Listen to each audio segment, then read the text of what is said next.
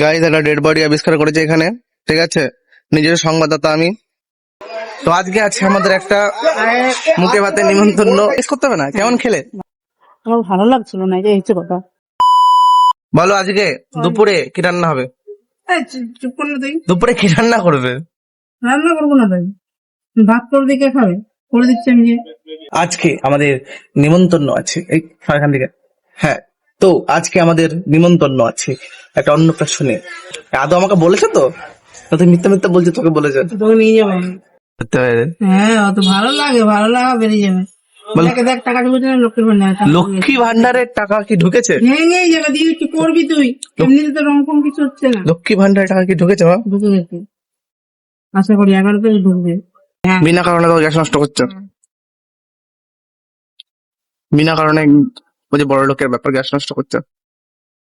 টাকা থাকলে খরচা মানুষ এমনি করে ফেলে, তখন আর তো ভাবে না। টাকা আছে, গ্যাস নষ্ট করছে। টাকা নেই, তাহলে গ্যাস বন্ধ করে খুলে করতো। টাকা এক্সট্রা টাকা থাকলে মানুষ উল্টো পাল্টা খরচা করে, এটাই বলতে চাইছি আমি। প্রমাণিত হয়ে গেল, ঠিক তো? তো আজকে আছে আমাদের একটা মুখে ভাতে নিমন্ত্রণ, আর তাই জন্য আমরা গিফট কিনতে এসেছি। কিন্তু গিফট কিনতে এসে সমস্যা হচ্ছে এইটা যে কি নেবো বুঝতে পারছি না। এই কুকুরটা নেবে, কুকুরটা এটা নিবি না, আমি জানি না, তোকে ডেকে তার জন্য। দেখো, এটা হচ্ছে এটাও ভালো, ওটাও ভালো, দাম এখানে। তোমার তো প্রথমে লাল গুলো হয়। লাল বলে না, ওটা ছোট বলে আমি নিয়েছিলাম। আমার একটা পছন্দ না, আমার জন্য থরি না। আরে তোর জন্য ওটা কিনবো আমি। তাহলে আমার জন্য একটা রিমোট কন্ট্রোল গাড়ি কেন। হ্যাঁ, কিনে দিচ্ছি। তারপর গিফট নিয়ে নিয়েছি, ঠিক আছে। আর চকচক করার teddy. Happy teddy day guys, happy teddy day. Guys একটা ডেড বডি আবিষ্কার করেছে এখানে, ঠিক আছে। নিজের সংবাদদাতা আমি। হঠাৎ করে দেখে আমার বুক ধড়াস করে উঠেছিল এটা দেখে। ডেড বডি এখানে পড়ে আছে। ডেড বডি তো না, মাতালি হবে। কে জানে, পালাও এখান দিয়ে। দেখো গাইজ, মাতাল হোক বা মৃতদেহ, তার থেকে দূরে থাকাই বেটার, ঠিক আছে। মা মাতাল দেখবে? না, মাতাল দেখবে, মাতাল। মাথা বলতে চলো দেখাই তো। আর কখনো উল্টা পড়ে আছে, ঘুমাচ্ছে মনে হচ্ছে। ঘুমাচ্ছে তো, আবার কি পরে নাই, ও ঘুমাচ্ছে, রাত্রে ঘুমায়নি। ভাবো যদি অন্য কিছু হয়। মরে পড়ে আছে বল, হ্যাঁ, লোক দেখে বুঝে যাবে আগে। আরে লোক তো ওখানে অনেক আছে। আশেপাশের লোকের কাছ থেকে আমি জানতে পারলাম লোকটা ক্যাপ্টেন খেয়ে শুয়ে পড়েছে। গাইস, বেগুন গাছে ফুল চলে এসছে আমার। কত দাম দিয়ে কিনে এনেছিলাম, ফাইনালি ফুল চলে এসছে। কদিন পর বেগুন হয়ে যাবে।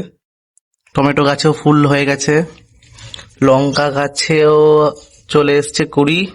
তো আমি রেডি, হাতে গিফট নিয়ে যাওয়ার জন্য খেতে। কিন্তু ব্যাপারটা হচ্ছে, আমার পূজনীয় শ্রী শ্রী মাতৃদেবী এখনো রেডি হতে পারেননি। উনি রেডি হওয়ার চেষ্টা করছেন অনেকক্ষণ ধরে, কিন্তু উনি রেডি হতে এখনো পর্যন্ত সাকসেসফুল হননি। আমি ওয়েট করছি সবকিছু হাতে নিয়ে, যে মা কখন রেডি হবে আর আমরা যাব।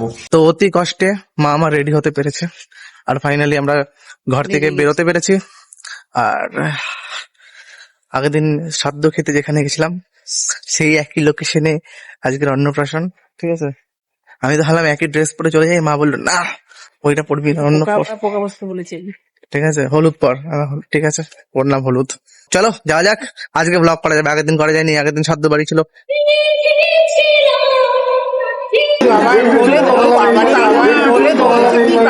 ছেড়ে দাও, এখানে 4টে চেয়ার বসে নিয়ে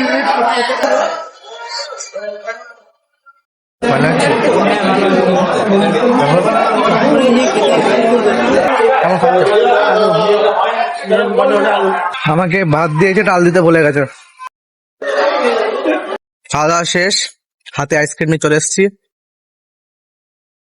মাকে পাস দেওয়া হয়নি, পেলো না বল, মা পাস পাইনি। আরে তোমাকে জিজ্ঞেস করতে হবে না কেমন খেলে। ভালো খেলাম। ভালো খেলে? হ্যাঁ, মনে তো হচ্ছে না। ভালো হয়েছে। খাবার ভালো ছিল, তোমার কি অবস্থা? আমার ভালো লাগছিল না, এই হচ্ছে কথা।